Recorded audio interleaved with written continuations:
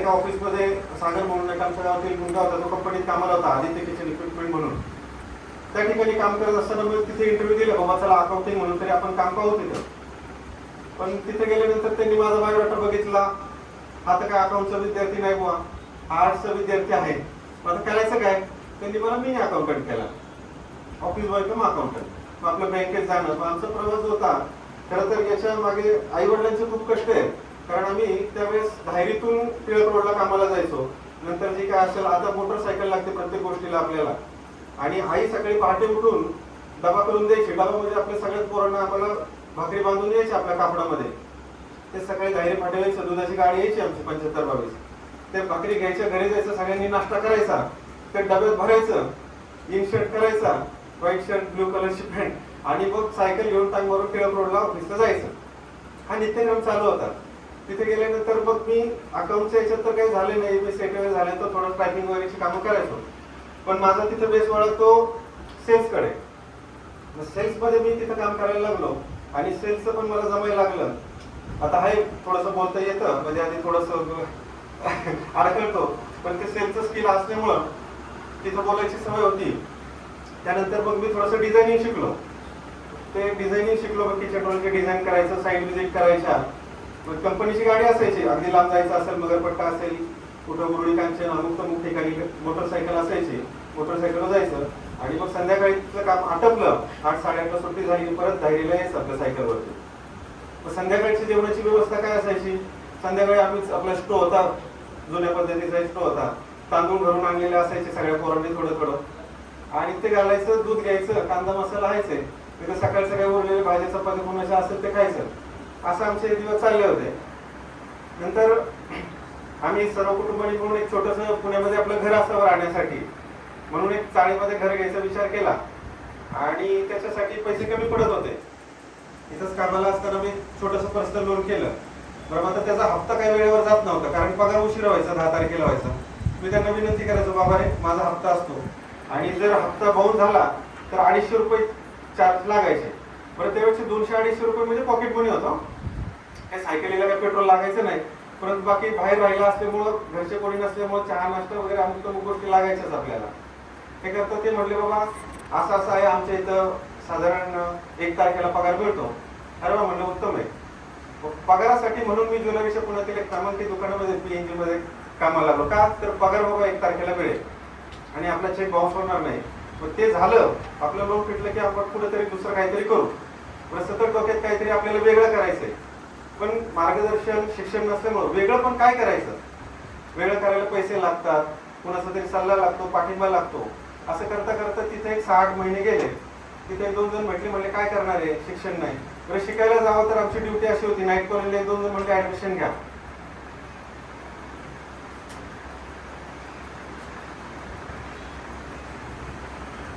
घर सोडलेलं, रात्री घरी यायला 11 वाजायचे. 11 नंतर आता कधी कॉलेज करायचं, कधी अभ्यास करायचा, पण दिवसभर एवढी प्रचंड गर्दी असायची. संध्याकाळी आल्यानंतर पाय काढून ठेवायचं काय असं वाटायचं. कारण स्टँडिंग जॉब होता, लंच टाइमला मिळेल तेवढाच आराम असायचा. मेहनती काम असायचं. मेहनती म्हणजे दिवसभर उभं राहून काम करायचं कंटिन्यू. 10-11 वाजता आल्यानंतर आपला तिथे गेल्यानंतर मग मी पुण्यात राहायला आलो होतो, घोरपडी पेठेत माझा एक मित्र आणि मी. मग सकाळचा डबा तरी यायचं, आई पाठवायचीच आहे. आणि संध्याकाळी एका ठिकाणी मेस लावली होती. मेसचं जेवण तर अतिशय उत्तम असायचं की बघूनच पोट भरायचं. म्हणजे कधी कधी असं चपाती लोणचं खाल्लेलंच बरं. आमचे बंधू आलेत का, त्यांना माहिती, ते एक दिवस ज्यावेळेला आले होते, अरे बापरे म्हणले काय जेवण, ते म्हणले आम्हाला चपाती लोणचं द्या फक्त. असं जेवण असायचं. चपात्यांना कदाचित गॅसचे दर वाढले असल्यामुळं गॅस कमी पडायचं की काय असं वाटायचं. असा हा प्रवास चालू होत होता. तिथं सेल्समन, परत पुन्हा सेल्समन पासून तिथं सुरुवात, आणि सुपरवायझर झालो. पण काही कारणास्तव परत तो जॉब मला स्विच करावा लागला. मग स्विच केल्यानंतर परत दुसऱ्या ठिकाणी जॉईन झालो, आणि तिथं मग मॅनेजर म्हणून मी काम पाहू लागलो. कोथरूड ब्रांचची इथे माझी ट्रान्सफर झाली, मॅनेजर म्हणून काम पाहत होतो. एक 3-4 वर्षाचा कालावधी गेला. त्या कालावधीनंतर एक 2018 साली तो जॉब आमचा गेला. तर आता जॉब गेल्यानंतर करायचं काय, जॉब पाहायला गेलो तर आता लोकांना माझा अनुभव होता 15 वर्षाचा, शिक्षण होतं 12वी. बरं, आता चांगल्या ठिकाणी कामाला लागायचं अजून, तर मग तिथं काय लागायचं, शिक्षण पाहिजे. त्यांना इंग्लिश बोलायला पाहिजे किंवा काय, म्हणजे अनुभव नसता तरी चालेल, पण शिक्षण पाहिजे. म्हणून माणसाकडे नुसतं शिक्षण असून पण चालत नाही किंवा नुसता अनुभव असून पण चालत नाही, डिग्री प्लस स्किल पाहिजेच आहे, तरच माणूस घडू शकतो किंवा टिकू शकतो याच्यामध्ये. हे मला त्यावेळेस कळालं. कारण डिग्री असती तर बाबा कदाचित मला जॉब भेटला असता, कदाचित मी मॅनेजर पोस्टसाठी सगळीकडे जॉब पाहत होतो, पण तो काही मिळाला नाही. नंतर मग आलं चला काहीतरी छोटा मोठा व्यवसाय करून जोपर्यंत हे करत नाही, मग मी म्हटलं एक चहाची टपरी सुरू करू. आणि मी इथंच कात्रजला बुधवार या ठिकाणी एक चहाची छोटीशी टपरी चालू केली. चहा सकाळी नाश्ता, संध्याकाळी कच्ची दाबेली, शोपा वगैरे असं केलं. त्याला ते कुठं सुरळीत होत नाही. संकट कशी एका माघारी एक येत असतात माणसाच्या आयुष्यामध्ये, पण संकटाला हार मानायची नसते. तर संकटाला हार मानली माणसाने तर तो मोठा होऊ शकत नाही असं मला नेहमी वाटतं. संकट येतात ती आपल्याला घडवण्यासाठीच येतात आणि संकटातूनच माणूस शिकतो, घडतो. काय प्रत्येक जण कोणी काही सोन्याचा चमचा तोंडात घेऊन जन्माला आलेला नाहीये. काही पिढीमध्ये एखाद्या पिढीमध्ये काही वडिलोपार्जित असतात की ते गडगंज असतात, श्रीमंत असतात, त्याला त्याचा पुढचा व्यवसाय चालायचा असतो. पण काही ठिकाणी आपल्यालाच काहीतरी आपलं अस्तित्व निर्माण करायचं असतं, पण करायचं काहीतरी आपल्याला हे मनात ध्येय होतं, पण करावं काय प्रत्येक वेळेस. कोविड आल्यानंतर ते बंद झालं, तरी पण आता करायचं काय म्हटलं चला आता थोडे दिवस गावाला जाऊ, कारण इथं काय पुण्यात राहून मजा नव्हती. कायम काम करण्याची सवय असल्यामुळं एकत्र एका जागेवर जर शांत बसलं तर चिन्ह भिन्न व्हायचं. काय करायचं आपण नुसतं एकामेकाकडे बसून करायचं रे काय. मग गावाला गेलो, एक 7-8 महिने पहिला पोळीचा काळ होता, त्याच्यामध्ये आई वडिलांना मदत केली, शेतीमध्ये मदत केली, थोडंसं शेतात जाणं येणं, त्यामुळे थोडेसे दिवस ढकलले. नंतर आमचे एक बंधू आहेत, त्यांचं ॲग्रिकल्चर झालं होतं, तर त्यांच्या याच्यावरती आम्हाला एक कृषी सेवा केंद्राचं लायसन मिळणार होतं. तर तो म्हटला की आपण ते करून बघूया. पण मी म्हटलं आता मला काय करायचं, माझं पॅशन जे आहे ते ज्वेलरीचं आहे, मला त्याच्यात आवड आहे. पण म्हटलं साईड बिझनेस म्हणून असं प्लॅन बी माणसाच्या आयुष्यामध्ये काहीतरी असलं पाहिजे, कारण ए प्लॅन कधी काय झालं तर प्लॅन बी हा असावा. तर म्हटलं ठीक आहे चला वर्ष म्हणजे आपण एक करून तर बघू ट्राय. त्याच्यासाठी थोडंसं कर्ज घेतलं. आता प्रत्येक जण माणूस म्हणतो की नाही मला हे करायचंय, मला अमुक तमुक करायचंय, मला भांडवल नाही किंवा काही नाही. भांडवल नाही वगैरे हे कारण आहेत, फक्त भांडवल हे आपोआप निर्माण होतं, पण आपल्याकडे कष्ट करण्याची तयारी पाहिजे, जिद्द पाहिजे, चिकाटी पाहिजे. कारण काही गोष्टी आहेत त्या बिना भांडवलाचे पण होतात, त्यासाठी मग शिक्षण घ्यावं लागतं.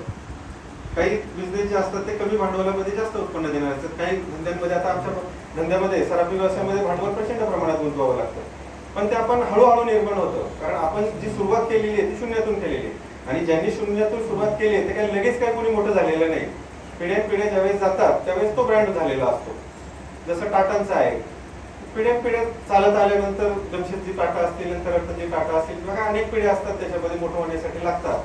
लगेच काही कोणी माणूस मोठा होत नाही, त्यासाठी कष्ट हे करावेच लागतात आणि संघर्षाला तोंड हे द्यावंच लागतं.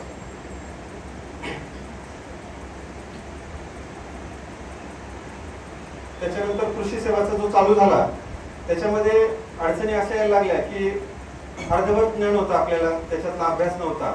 कारण आता पीक जर आले, पेरू आलाय, त्याला कुठला हे झालेलं आहे, काळा पडला डाग किंवा काय, त्याला काय औषध द्यायचं काय, मग सतत मिश्राला विचारायचं किंवा काय, तर कस्टमरचा जो आमचा जो कॉन्फिडन्स होता तो कमी होत होता. कारण जर एखादं पीक खराब झालं एखाद्या एकरातलं तर ते शेतकरी मेडिकलच आहे ना, ते शेतकऱ्यांचं मेडिकलच आहे. जसं आपल्याला पोट दुखतंय, डोकेदुखीची गोळी दिली तर फरक पडणार आहे का, तसंच होत होतं. मग समजा आम्ही एखादं औषध दिलं आणि ते जर नाही लागू झालं तर पिकाची खराबीच होणार आहे किंवा पीक येणार नाही, असं होत होतं. मग हे करत असताना वर्षभर तिथं पाहिलं की बाबा हे काय आपल्याला आता जमत नाहीये. प्रॉफिट अँड लॉसचा थोडासा हिशोब काढला, जरी अकाउंटिंग नसलं तरी थोडंसं याच्यामुळं सराफी असल्यामुळे गणित थोडंसं येतं. मग ते काढलं, म्हटलं बा ह्याच्यात काही जमत नाहीये. त्याला म्हटलं आपण एक काम करू, आता हे थोडंसं इथं स्टॉप करू, म्हणजे आधीच नुकसान झालेलं आहे तेवढ्यापेक्षा अजून थोडंसं हे करू आणि हे बंद करू. तर त्याच्यानंतर एका ठिकाणी वाचलं होतं, एक छत्रपती शिवरायांचं एक वाक्य होतं, राज्य छोटं का असं पण स्वतःचं असावं. मग मी विचार केला मोठं शोरूम किंवा मोठं सेट आपण काही हे होत नसतं, आपण सुरुवात छोट्यातून करू. पुण्यामध्ये सिंहगड रोड या ठिकाणी एक 4-6 महिने शोधल्यानंतर बरेच लोक मला म्हणत होते की कसं काय शक्य आहे, तू एकटा कसं काय करणार, होईल का, तुला एवढं कमी बजेटमध्ये दुकान कुठं भेटणार पुण्यासारख्या शहराच्या ठिकाणी किंवा काय. पण मला माझ्यावर स्वतःवर विश्वास होता, आणि खरं तर कुठलीही गोष्ट करण्यासाठी स्वतःकडे आत्मविश्वास पाहिजे. बऱ्याचदा काय होतं, लोक म्हणतात तू करेल का, जमेल का, पण आपलं मन आपल्याला सांगत असतं, आपला अंतरात्मा आपल्याला सांगत असतो की बाबा आपण करू शकतो. पण हेच आपल्याकडे पाहिजे की आपण कुठली गोष्ट करू शकतो, नाही करू शकत. पण मला म्हटलं हे होईल नाही होईल, म्हणजे ठीक आहे मी शून्यातून सुरुवात करणारच आहे, याच्यात काही गैरच नाही, मला आता काही नोकरी करायचीच नाहीये, मी ठरवलं होतं. मला आता काही मॅनेजर बनायचं नाही, आपल्याला कुठं नोकरी करायची नाही, छोट्याशा का होईना दुकानाचा आपण मालकच बनायचा. हे ध्येय मनात ठेवलं. 6 महिन्यात मला दुकान भेटलं आणि 2 एप्रिल 2022 मध्ये नार्वटकर ज्वेलर्स या नावाने एक दालन उघडलं पुण्यामध्ये.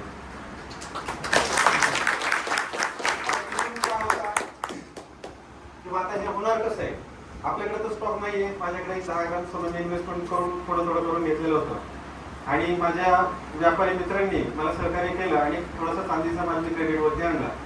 आणि व्यापारामध्ये पारदर्शकता का असावी की बाबा मी त्यांना सांगितलं होतं की बाबा तुमचे वर्षभराच्या आत पैसे मी तुम्हाला देणार. त्याच्यामुळं मग काय होतं, आपले व्यापार व्यवस्थित असल्यामुळं आणि दिलेला शब्द आपण पाळल्यामुळं व्यवसाय व्यवस्थित चालू राहतो. नाहीतर आपण जर मग केल्यानंतर देतो, आता देतो, करत देतो, तर मग हे काही होत नाही शक्य याच्यामध्ये. असं करताना त्या व्यापारामध्ये मी हळूहळू करत गेलो आणि आता साधारण 2 एप्रिल 2026 रोजी या व्यवसायाला 4 वर्ष पूर्ण होती. आता हे झालं माझ्या जीवनातलं. याच्यामध्ये सगळ्यांनी मला, माझ्या कुटुंबाने असेल, मित्रांनी असेल, माझ्या ग्राहक वर्गाने असेल, सगळ्यांनीच मला खूप साथ दिली. त्यापासून सर्वांचेच मी आभार मानतो. खरं तर आता राहिले म्हणजे बिझनेस म्हणजे नुसता पैसा नाही, पैसा कमवायचा म्हणून बिझनेस करायचा का. मला बरेच लोक म्हणतात की बाबा नाही तुला एवढ्याच्यात कसं परवडतं किंवा काय होतं आहे ते. म्हणजे बिझनेस हा केवळ पैशासाठी नाही करायचा. आपण काय म्हणतो, माणूस आणि माणसाशी माणूस असं वागणे. पैसा तर पाहिजे, पैसा ही गरजच आहे, त्याच्याबरोबर माणुसकी पण पाहिजे. कारण आपल्याकडे जो माणूस येतोय, आज एक चांगले ब्रँडेड शॉप सोडून जर माझ्याकडे एखादी व्यक्ती घ्यायला येत असेल तर निश्चितच की त्याचाही थोडाफार फायदा माझ्याकडून झाला पाहिजे, हा असं मला नेहमी वाटतं. आणि त्या उद्देशानेच मी काम करतो. आणि ग्राहकांचा विश्वास जे आहे की बाबा ग्राहकांना हॉलमार्कचं शुद्ध सोनं देणं, ती पारदर्शकता याच्यामध्ये ठेवलेली आहे की बाबा लोकांना असं नको वाटायला की आपण एवढ्या छोट्याशा दुकानात घेतोय, मग आपल्याला खरं सोनं मिळेल का, चांगली क्वालिटी मिळेल का, उत्तम दर्जाचं मिळेल का. तेवढं मात्र हे करून मी सर्व ग्राहकांना उत्तम दर्जाचं सोनं देण्याचा प्रयत्न करतो आणि नेहमीच करत राहील. तर स्वतःवर विश्वास ठेवला पाहिजे कुठल्या गोष्टीमध्ये. आता विद्यार्थ्यांसाठी अपयश म्हणजे शेवट नाही, अपयश म्हणजे शिकवण आहे. कारण आज मी जिथे उभा आहे कारण मी अपयशापासून पळालो नाही. कारण अपयश आलं, मला 2दा-3दा नोकरी गेली किंवा पहिलं एक छोटंसं चहाचं बंद पडलं, कृषी सेवाचा व्यवसाय बंद पडला, मग मी पळालो का. मला बरेच जण म्हणत होते कर नोकरी, आता काय जमणार नाही, शक्य नाही. मी म्हटलं नाही, करणार तर व्यवसायच करणार. आता हे माझ्या मनामध्ये ध्येय होतं. आणि काम कुठलंही लहान मोठं नसतं मित्रांनो. बऱ्याचदा काय वाटतं, आता मी तिथे चेअरमध्ये बसून असायचो, सगळं मला आयत्या जागेवर यायचं येते, माझी बस सर आप चाय बेचेंगे, तर म्हणजे का नाही विकू शकत. त्यात लाच काय, काम करण्यासाठी लाच कुठली नाही. आपण शेतकऱ्याची मुलं आहोत. मी लहानपणी आजीबरोबर येऊन मंडईमध्ये भाजी पण विकली, लहानपणी नवे तर लॉकडाऊनमध्ये पण मी नंतर डेपोमध्ये भाजी विकलेली. त्यामुळे काम हे कुठलंही लहान मोठं नसतं. त्याच्यामध्ये असं समजायचं नसतं हे काम लहान आहे, हे ते काम हे कामच असतं. वेळेची किंमत ओळखायला हवं. कारण वेळ, पैसा हा आयुष्यात येतो जातो, पण पैसा हा येतात जातात. आता मागं कोण मुख्यमंत्री होते, आता कोण राहील, पुढं कोण राहील, हे येत जात राहतं. पण गेलेली वेळ ही निघून राहत नाही मित्रांनो. त्यामुळे आपण वेळेत तुमचा जो एक ठरलेला नित्यक्रम असेल, वेळेत उठायला पाहिजे, वेळेत अभ्यास करायला पाहिजे आणि आपलं गोल काय असेल, ध्येय ते डोळ्यासमोर ठेवलं पाहिजे. कारण बऱ्याचदा काय होतं, या अवस्थेमध्ये मुलांचं चलबिचल अवस्था होते. अरे बापरे, मी याला ऍडमिशन घेतलं, नाही पास झालो तर. बऱ्यापैकी होतं असं. कधी विचार केलाय का आपल्याला नेमकं करायचं काय. हा काका म्हणले बाबा तू असं कर, म्हणजे असं मला वाटतं माझं पूर्व डॉक्टर व्हावं, पण नाही ना, त्याचा बुद्ध्यांक काय आहे त्याच्याप्रमाणे आपण विचार केला पाहिजे. आपल्याला काय पटतंय, आपल्याला काय रुचतंय, आपल्याला कुठली भाजी पसती तीच खावी आपण, नाही का. बऱ्याचदा काय होतं की लोकांनी सांगितलं, ढकललं म्हणून माणूस पुढे जातो, मग मी तेच करतो. आता बऱ्याचदा काय झालेलं एक फॅशन आलेले नाही का, मोठी गाडी पाहिजे, मग त्याच्यावरती ती कापड टाकणार, मग ओढणार, हे ते. अरे आपल्याला हप्ते भरता येतंय का नाही बघा की रे. मला ऐकूनच पाहिजे, गाडी नाही दिली तर मग मी आत्महत्याच करेन. सायकलनी जा, रिक्षाने जा, बरोबर की नाही. आताच्या मुलांचं बऱ्याचदा ही अशी प्रकरणं घडलेली आहेत की मुलांना सहजतेने जर काही गोष्ट मिळाली नाही तर आई वडिलांना घडतं, हे बाबा असं केलं तर मी नाही जाणार. म्हणजे ह्या अशी आताची पिढी आहे. म्हणजे संयम राहिला नाहीये की बाबा आपल्या आई वडिलांनी आपली काय कष्ट केले. अरे तुम्हाला वाढवलं हीच मोठी गोष्ट आहे, तुम्हाला आम्हाला वाढवणं हीच मोठी त्या काळची गरज होती. कारण त्यावेळेस त्यांचे आयुष्यामध्ये त्यांना काय रोजगार होता किंवा काय होता, या गोष्टी आपण विसरून जातो. आणि मला बघा ऐकूनच पाहिजे, आता दुसऱ्या फोनमध्ये जमत नाही का काय. हा कोण असेल ना, तुम्ही तुमच्या कष्टाने मोठे व्हा, इंजिनियर व्हा, डॉक्टर व्हा, वकील व्हा, तुम्ही तुमच्या कष्टाने मोठं व्हा आणि मग तुम्ही आई वडिलांना घेऊन दाखवा की आई मी माझी कार घेतलेली, आम्ही माझा मोबाईल घेतलाय. हे प्रत्येकाकडे असायला पाहिजे. बऱ्याचदा काय होतं की माणूस हा आत्मनिर्भर झाले नाही जरी सांगितलं जाते तरी तो दुसऱ्यावरच अवलंबून आहे. त्यांनी माझ्यासाठी हे नाही केलं, त्यांनी कशाला करायला पाहिजे? तुमच्या मनगटात बळ आहे की नाही? तुम्ही स्वतःचा आत्मविश्वास वाढवा, नोकरी करून शिका. असं नाही होत की प्रत्येक जण काय होतं की याचं भांडवल करून ठेवलेले नाही का, आमची परिस्थिती नाही म्हणून मी हे करणार नाही. असं काही परिस्थितीला मार्ग असतात. जसं की सोशल अंडर फाउंडेशन लिवलेचे रोप लावल्याद्वारे त्याचा विरोध करण्यावर संतोष भाऊंच्या प्रेरणेने आमच्यासारख्या सर्वसामान्य माणसाला याच्यामध्ये यायला भाग पाडलं. म्हणजे आम्ही आलो कारण संतोष भाऊंचं एक छोटं स्वप्न. ज्यावेळेस पहिले आमचा झूम कॉल झाला होता लॉकडाऊन मध्ये, मला आठवतं मी 5 तासापासून मोबाईल बघत होतो झूम कॉल. तेव्हा संतोष भाऊ म्हणले असं असं दाजी करायचं आपल्याला आणि असं असं आहे. आम्ही अजूनही भाऊंना म्हणतो फक्त तुम्ही सांगा आम्हाला, आम्ही तुमचे मावळे आहेत, तुम्ही आम्हाला सांगा, आम्ही तयारच आहे. सांगा उद्या पन्हाळा घ्यायचा, आम्ही आहेच सगळे तयार. म्हणजे हा एवढा विचार भाऊंनी आमच्यामध्ये पेरला. आणि हे कुणासाठी आहे? हे तुमच्या आमच्यासाठीच केलेलं आहे ना. की आज त्यांची इच्छा आहे की बाबा गोरगरिबाची लेकरं शिकली पाहिजे. आपल्या तालुक्यामध्ये बोरलेला मुळशी असेल किंवा अनेक तालुक्यात दुर्गममध्ये अतिशय हुशार विद्यार्थी येतो, खूप हुशार विद्यार्थी आहेत. काही मोठं काहीतरी करू शकतात ते, पण मार्गदर्शन उत्तमाचं नाहीये किंवा मार्गदर्शन असेल तर त्यांना फी भरायला पैसे नाहीये किंवा काही नाही. त्यासाठीच हे सोशल हंड्रेड फाउंडेशन तुमच्या सदैव पाठीशी राहणार आहे. मराठी माणूस बिझनेस करू शकत नाही असे बरेच जण म्हणतात. मराठी माणूस हा बिझनेस करू शकतो, परंतु त्याच्या सातत्य ठेवलं पाहिजे. छत्रपती शिवाजी महाराजांनी उभारलेले स्वराज्य केवळ राज्य नव्हतं, उत्कृष्ट नियोजन, अर्थव्यवस्था आणि व्यवस्थापनाचं जिवंत उदाहरण होतं. शिवाजी महाराजांनी जे केलं म्हणजे 16व्या-18व्या वर्षी शिवाजी महाराजांनी तोरणा किल्ला घेतलेला आहे.